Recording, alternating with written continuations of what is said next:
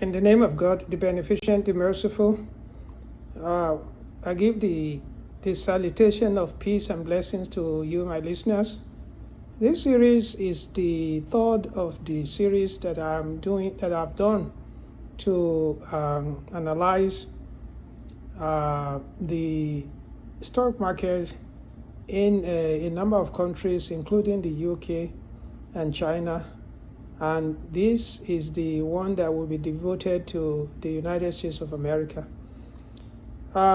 In those past two ones, I used my scriptural basis, a verse from the chapter of Rome, chapter 30, verse 17, in which God the Almighty tells us that He is the one who assigns and apportions provisions or distributes provisions to His creatures, to humans, sometimes in abundance and sometimes in due measure or in limited fashion. And I try to apply that same verse to the situations that we have witnessed recently about recession or the fears of recession, which came as a result of our effort of our government efforts to put too much money into circulation, which has been the cause of the inflationary spiral, especially in the United States of America here. I am going to still keep that scriptural basis, but I'm going to augment it with another set of two verses, because these two verses occur in the same surah, and they both tell us something more about this question. Well, for example, the question that we may in fact ask ourselves: why can't everybody have all the money that they want, and why can't everybody be a billionaire, for example? Why can't we always have abundance of wealth and surplus of money at all times? So the combination of these two verses in that chapter helps us to answer that question. The first one is similar to the previous one in Surah Rum, and this is in the chapter of Ashura, the chapter 42. And the first verse talks similarly like the previous one, about the fact that God is in fact does this. He does it. He let us have in surplus sometimes, and let us have in due measure at other times, and then He knows what's best for us. But when we move past that verse in which is chapter 42, verse 12, and when we move past that one, we continue in the same surah, we come upon another verse in the same chapter, which is the verse 27. And in that verse, God the Almighty says, "A'udhu billahi minash shaitanir rajim. وَلَوْ بَسَطَ اللَّهُ الرِّزْقَ لِعِبَادِهِ لَبَغَوْا فِي الْأَرْضِ وَلَكِنْ يُنَزِّلُ بِقَدْرٍ مَا يَشَاءُ إِنَّهُ بِعِبَادِهِ خَبِيرٌ بَصِيرٌ." Then Allah the Almighty says that had God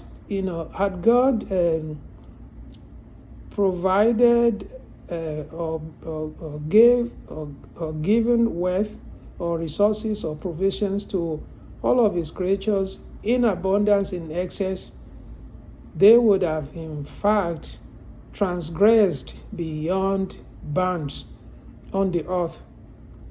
But rather than doing that, God sends down to them provisions in due measure.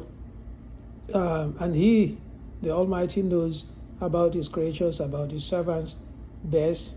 He knows about their affairs. So this verse helps us to address the question why having abundance of wealth might not be the best thing for us at all times.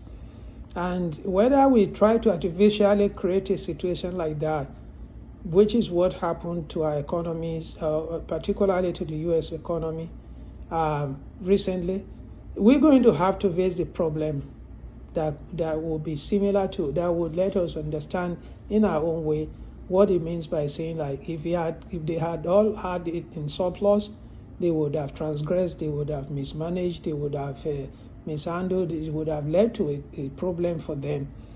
It would have led to a commotion and to a lot of problems. So before I conclude this short explanation of the verse, I looked into some of the commentaries and I found an interesting interpretation of this in Tabari, one of the great Quran commentator of the 2nd, 3rd century of Islam. He said the messenger, that in the narration the Prophet was asked about money being good, and why would something good lead to evil or lead to a problem. And then the Prophet answered by saying that the good always does not lead to evil, or does not. But when he had to explain it to them, he said, but what happens is that if God gives you abundance of wealth, and you وضعه إذا أعطى الله العبد مالا فوضعه فيما افترض وارتضى. So when God gives you money, and you put that money, you spend that money on what Allah has made it obligatory upon you to spend it, and you fulfill the due, you pay the due of Allah that He has prescribed from that money, and you spend it also, the rest of the money, in things that He is pleased with. You spend the money on charity, obligatory charity, and things that Allah has commanded that if you have money, you must spend that money on. And you use the excess money to make yourself comfortable, but comfortable in things that God is pleased with. I mean, Allah has made the world, pleasurable for us, and has put a whole lot of things that we can enjoy, we can spend our money on to enjoy life. But it has to be things that He is pleased with. So when you do that, then Allah intends good for you from that money. But أما إذا وضعه العبد في شهواته ولذاته وعدل عن حق الله فيه فهو العبد الذي أريد به الشر بماله. i.e., but when God gives you money and you spend it on your own desires and your own pleasures that are not approved by God, and on boastfulness and on extravagance and all kind of things, and you refuse to pay the due of Allah from that money, then that money turns into evil for you, and then what is intended by you being given that money is evil, and is a bad thing for you. So the combination of all these verses is what I'm looking into to be able to analyze our micro as well as macro economic conditions in the past 1 year, in the year 2022. So let me go into some of the details of what I have in mind with respect to the U.S. stock market and the U.S. economy in that year.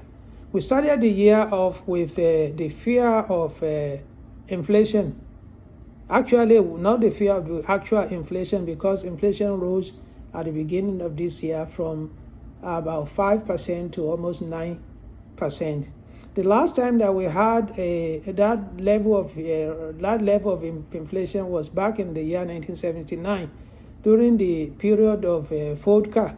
Volcker was the chairman of Fed at that time, and he had to take measures similar to what we are doing now, and he had to introduce a hike in interest almost to about 16%. So, but what we've having in this last year stroke this year, was that due to the high rising, the increasing rate of inflation, the Federal Reserve Chairman Jerome Powell had to, do what he had to do, what he has to do, and he had to. One of the most important weapon he has is to make borrowing money more difficult and more costly, and i.e. to raise the interest rate for the bank. It is unfortunate that how much our money is tied to interest, and so that's a big topic that we need to talk about some other time. Now, suffice it to say that we started with the Federal Reserve trying to combat inflation by raising interest rate, and that's sent shock waves into the stock market and into especially the speculative assets. But the fire of this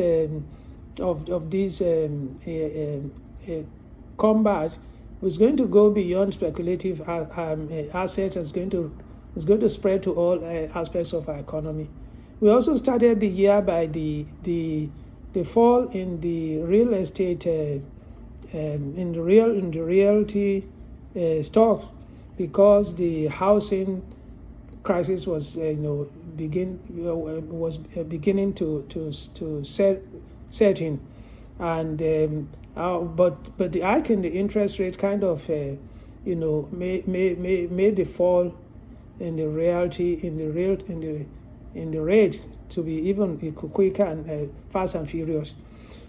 So we also started the year with crisis, energy crisis and food crisis, and so all of that continued throughout the year. Right now, as I said in a note that I sent to some of my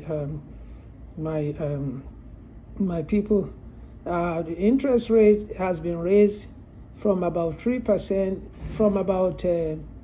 it's been raised from about 3% to almost 7% now. So what it means is that money is being squeezed out of the circulation, and it's becoming more and more difficult for people to borrow money, either for personal economy, for personal needs, or even for businesses to really raise money for their activity. So as a result of that, there has been a lot of woes in the stock market and a lot of woes in the economy. I'm not going to go into other aspects of the tools that are being used to fight the inflation and try to calm the market, or try to bring things back to order, because some of them actually they are like the only way we can summarize that is that good news is bad news for the market, and bad news is sometimes good news for the market. And I'll give you one quick example of that. The Fed has to make sure that there are wars in the labor market, i.e. that people need to lose jobs and the wages need to go down, and all of these policies are introduced to be able to force this to happen. And therefore, when you hear about layoffs from big companies and so on, it's like they're doing what they are being pressured to do that by the policies that the Federal Reserve is implementing. Otherwise, they will continue to increase the rate, and so loss of jobs, and we have a very robust labor market that has to be